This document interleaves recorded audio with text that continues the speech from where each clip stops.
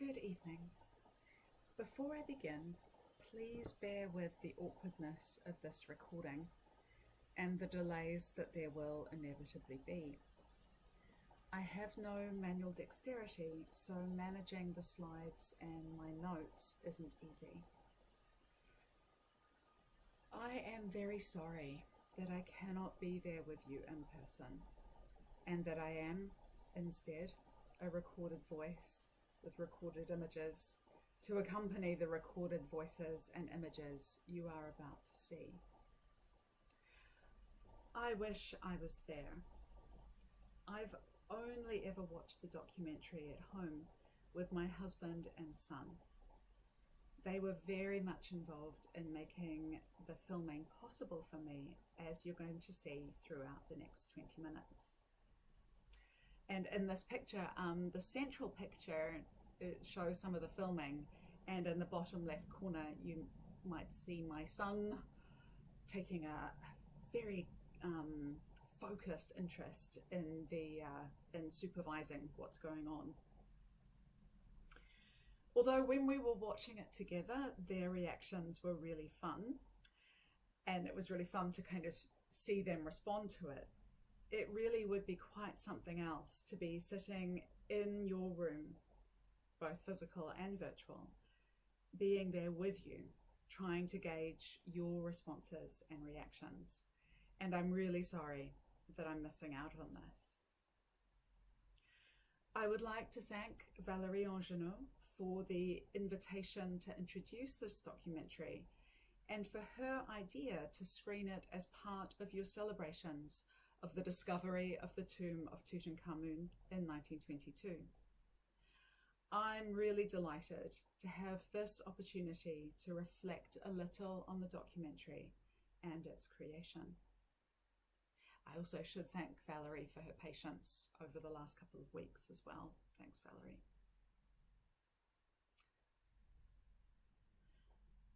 The documentary, Tutankhamun in Colour, was commissioned by the BBC, National Geographic and France 5 in 2019, with filming beginning then and going through into early 2020. Our last day of filming was the day before Britain went into its first lockdown. Two versions of the film were made. If you're based in North America or in Europe, you may have seen quite a different version. It was only the BBC that wanted the documentary to be presenter-led, and their Commissioner of History Programming decided to take a punt on me. So it's only the BBC version that includes me, and this is the version that is being screened tonight.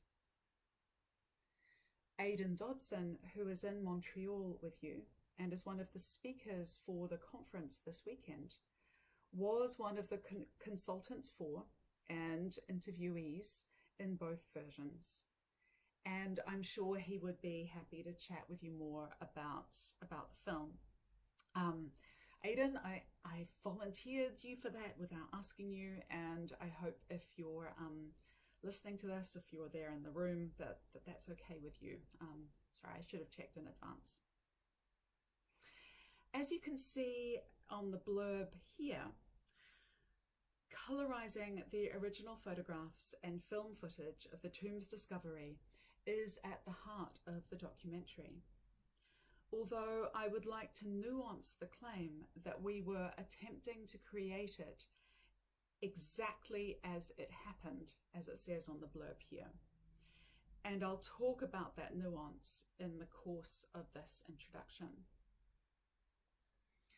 Tutankhamun in Colour was the brainchild of producer Paul Bradshaw. And here he is.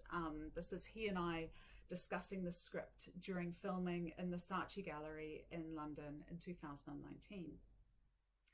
We were really lucky that objects from the tomb were on display in London as part of a special touring exhibition before returning home to the Grand Egyptian Museum in Cairo.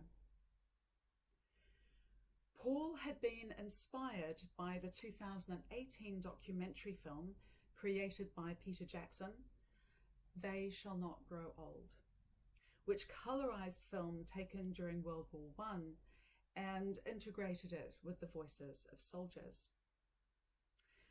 Paul had found that documentary visceral in its impact and wanted to explore the implications of colorization for other contexts. My way into the project was different. I'm a Kiwi, like Peter Jackson, so that was one hook. And Peter Jackson, for those of you that haven't made the connection, he is the producer and director of the Lord of the Rings films. I was also keen to see whether I could do something like this. In 2015, I became seriously ill with sepsis. I emerged from this wondering if I could be an Egyptologist again and what sort of Egyptologist I would be. I've been testing that ever since. Putting myself on a very different and very public stage was part of that testing, and it was completely and utterly terrifying. At the time of the filming, I was director of the Griffith Institute, the Centre for Egyptology at the University of Oxford, and home to Howard Carter's archive of the tomb's discovery. And here is a picture of the Griffith Institute wing of the Sackler Library on the left.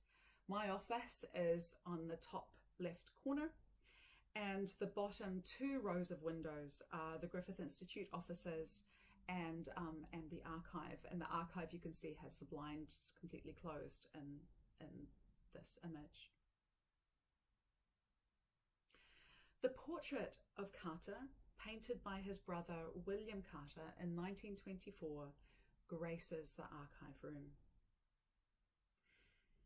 Being on home turf, to some extent, helped ease some of my fears as we started filming for the project. At least it meant I was beginning the project in a familiar place, with lots of support around me, not least of all the Griffith Institute team. After Carter's death in 1939, he bequeathed most of his estate, including the archaeological records of his work in the tomb, to his favourite niece, Phyllis Walker, as, and I quote, a memorial to him and his work. His original records of the discovery of Tutankhamun's tomb take pride of place. It's an extraordinary body of material. This, for example, is Carter's diary entry for that day in 1922. First steps of tomb found, scrawled up the page. It radiates his excitement and his anxiety. And this image just gives you a sense of the range of materials housed in the archive. The record cards for each object, glass negatives, and the photographs taken by Harry Burton. These records are the subject of an exhibition in the Bodleian Library here in Oxford until February next year. And there we have the exhibition poster.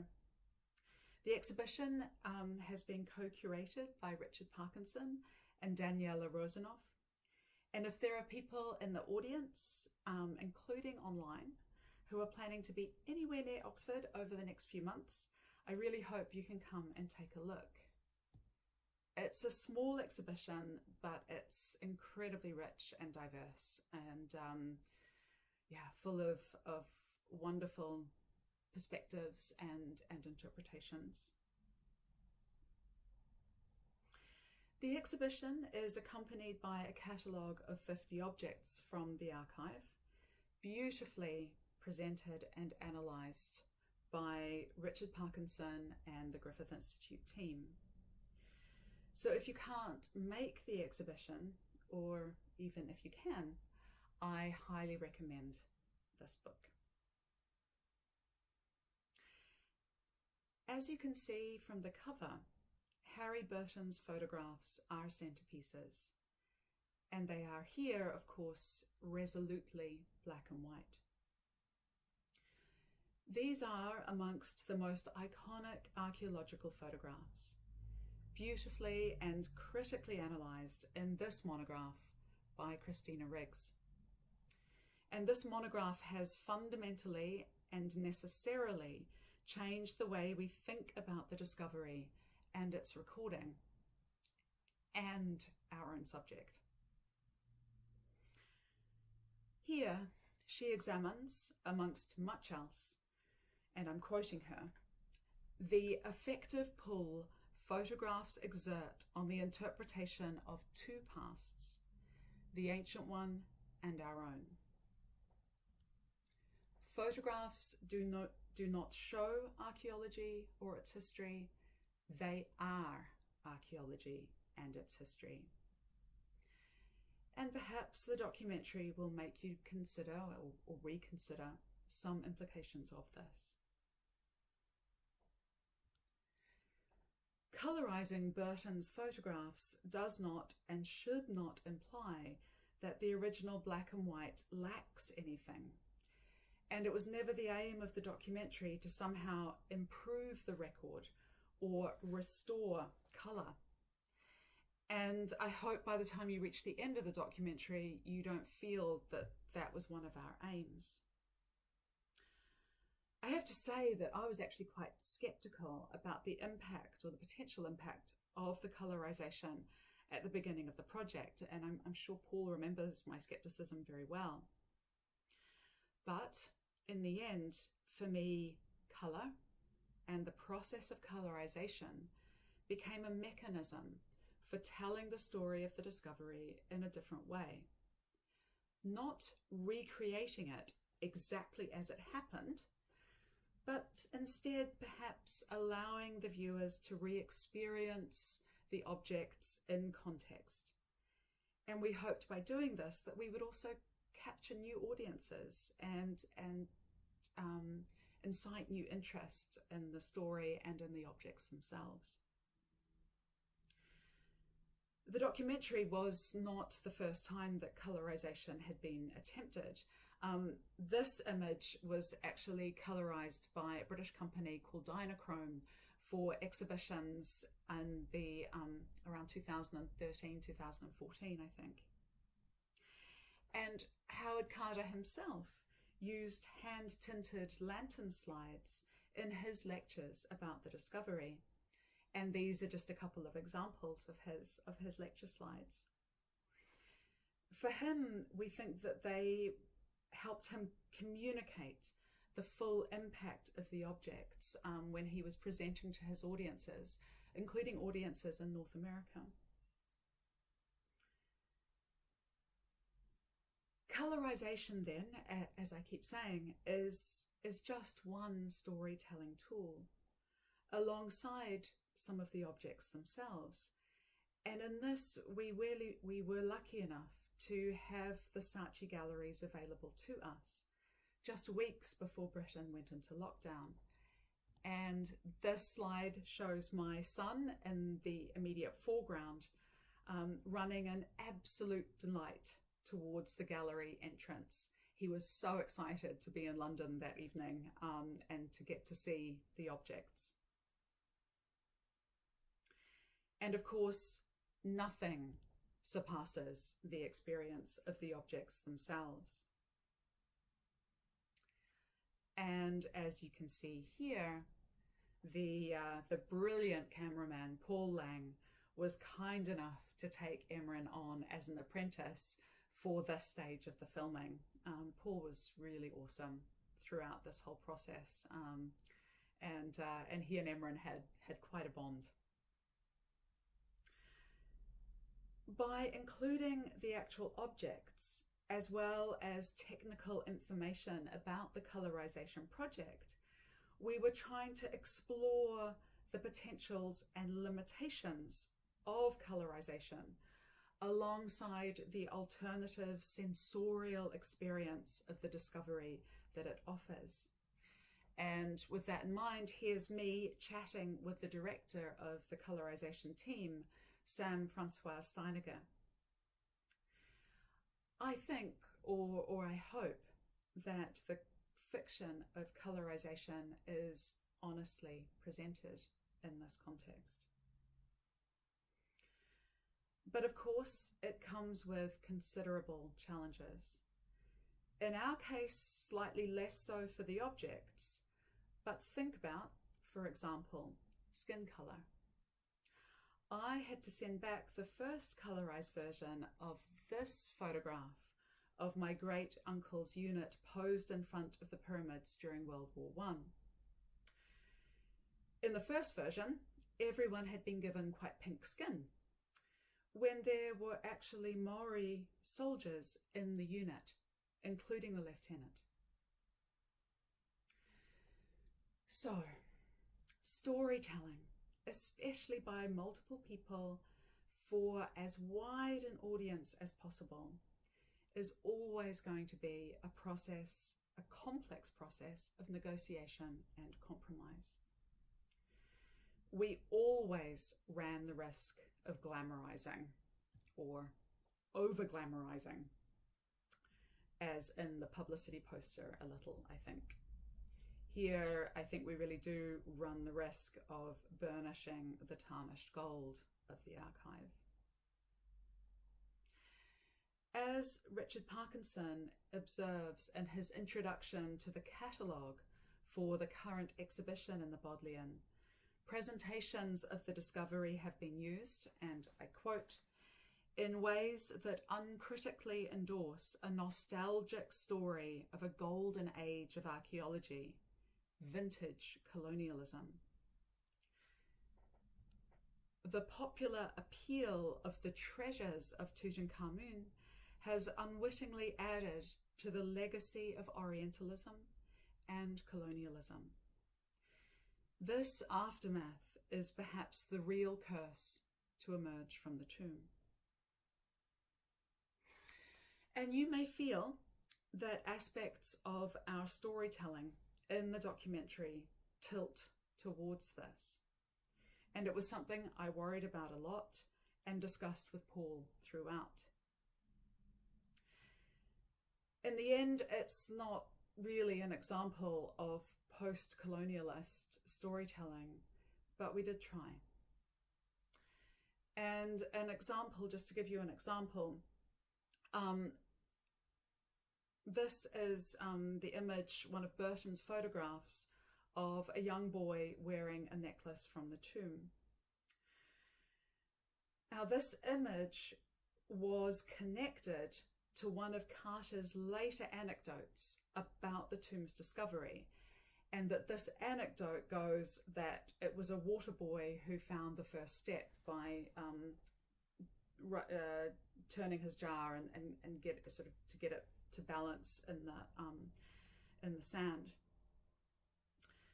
Now, this archaeological creation myth, to quote Christina Riggs, was very effectively and perhaps rightly criticized by Christina in her blog. And I've put a screenshot of the blog on the left here with a link, and I highly recommend reading her blog. It's very thought-provoking, and it takes us to task for our use of this story. In the film itself, I find Heba Abdelgawad's thoughts on the effect of the image, her response to it, profoundly moving. I wonder what you will think. Another example of negotiation concerned disability. I was very uncomfortable with the idea that I would have to explain my body as part of the documentary, and I actually initially refused outright to do so. I simply did not want to contribute to the ableist idea that disabled bodies require explanation, and that the able-bodied somehow have a right to our stories. I also did not want my experience of sepsis to be linked with Lord Carnarvon's death due to sepsis, beyond the sheer and utter coincidence of it. And this is something that a lot of press have tried to do, and it's completely wrong, and it's awful.